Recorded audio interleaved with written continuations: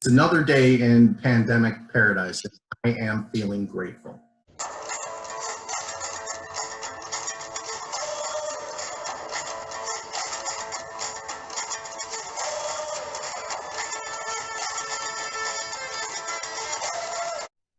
That's Brian Thomas, founder of the law firm Thomas Law, based in downtown Chicago, and writer of the blog You're Doubting Thomas.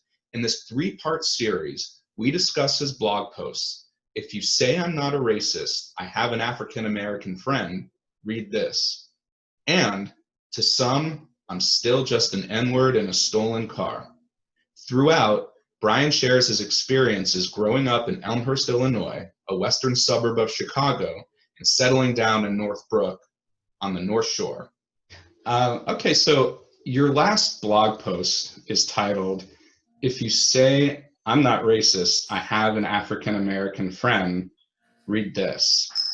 So in it you write, this post is to remind you, I am not the exception, I am the rule.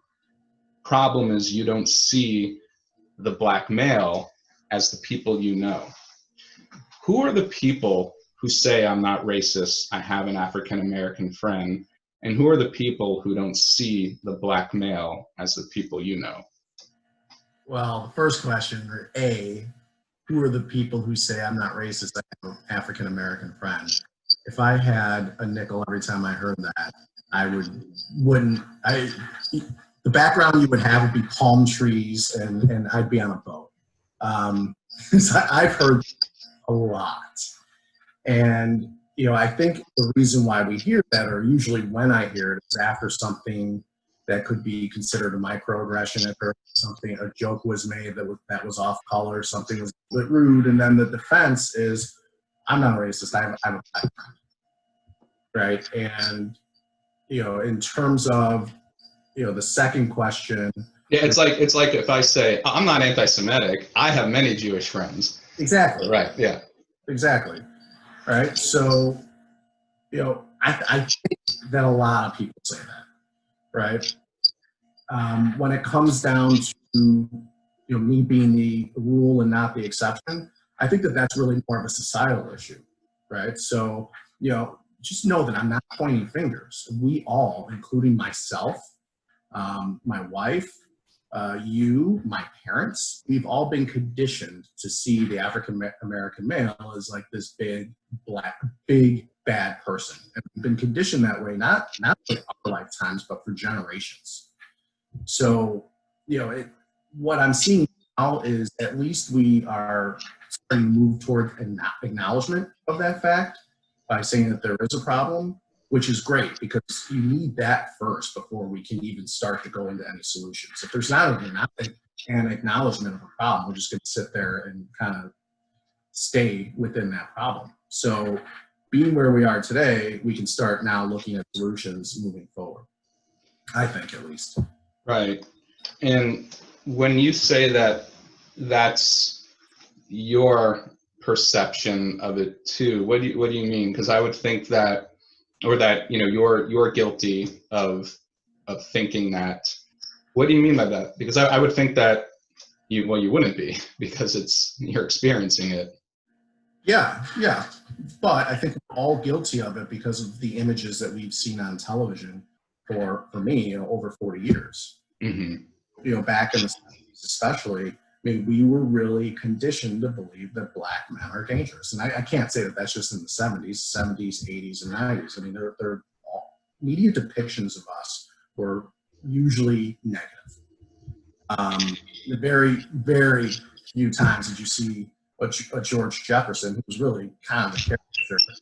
But at least he was a guy in the 70s living on the Upper East Side, as opposed to other depictions of us that weren't terribly generous. So I do think that it certainly happens to me. I don't get on an elevator with a black man and check for my wallet or anything like that. But I mean, there are certainly times when maybe I'm walking downtown and someone's coming and I'm going to pass someone on the street, and maybe I put my cuff over my watch. I'd be lying if I said I've never done that. Do you do that because you fear for your safety, or as a society, we've been so conditioned to do that, that it's kind of like second nature? Well, both, really, right? As a society, we've been conditioned to fear for our safety in front of a big black man, for example. So that's why I do that, and at least now, like with me, I know what I'm doing, right? Because then as I'm doing it, I will say to myself, you don't need to do that. He's just like you, yet I still find myself doing it. So at least there's that internal monologue. And I just don't think a lot of people have that internal monologue. That said, David, I can only speak for myself. I don't know what you're thinking when you pass someone on the street, but I can certainly tell you times in grocery store parking lots or Target parking lots where I'm just, kind of, like you zigzag between cars to get to the nearest entrance, where you'll hear a car door, or I will hear a car door lock. And, it's to me now it's an eye roll, right? But, again, there's a condition. We've all been conditioned to believe that I'm more of a threat than you are. And that's why I think this is going to surprise a lot of white people. And it's surprising me to hear that as a black man, you feel suspicious when you cross other black men. That's not every black man. I'm saying that there are times when that's not every single engagement. It's probably the minority of engagements, but I'd be lying if I said that hasn't happened to me. Right.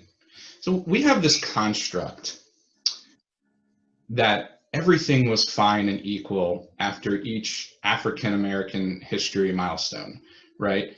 We thought everything was fine and equal after slavery ended, that everything was fine and equal after Jim Crow, that everything was fine and equal after Brown versus the Board of Education, that everything was fine and equal after the Civil Rights Act of 1964, that everything was fine and equal after President Obama was elected. And it certainly feels like there was a lot of history that was withheld from us from our early childhood education. Why do you think that is?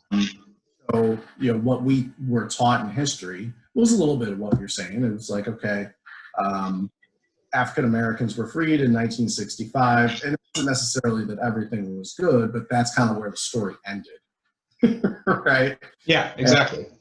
Right, and it's the same thing with the civil rights movement. It's like, oh, and then there's Martin Luther King, and because of him, Rosa Parks didn't have to sit on the back of a bus anymore, and then that's where the story ended. And I think for a lot of people, it's easy to end the story there because, to be honest, we all have our own issues. We all have things that we have to go through day in and day out, and our own stressors in life, that we really focus on those versus something that may be stressing someone else.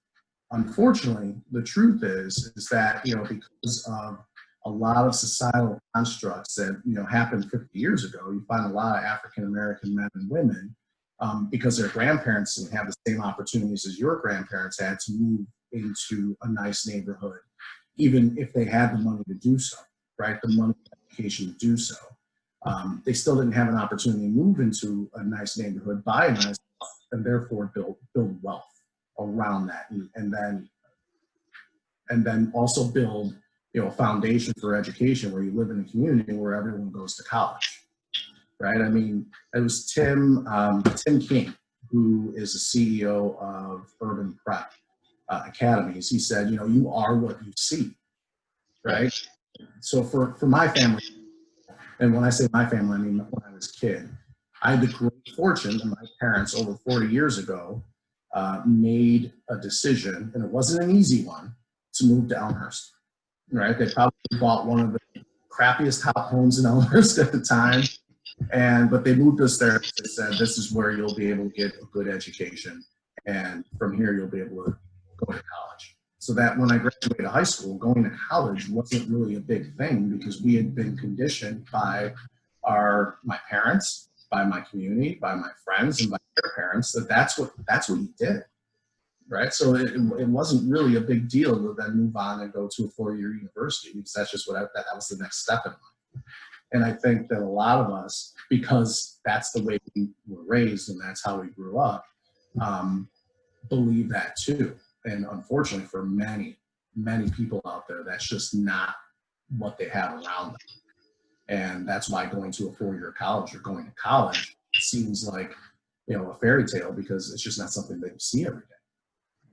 I think it's easy for all of us to say, well, Barack Obama was elected president, so because of that, that proves that there's no racism, or at least racism's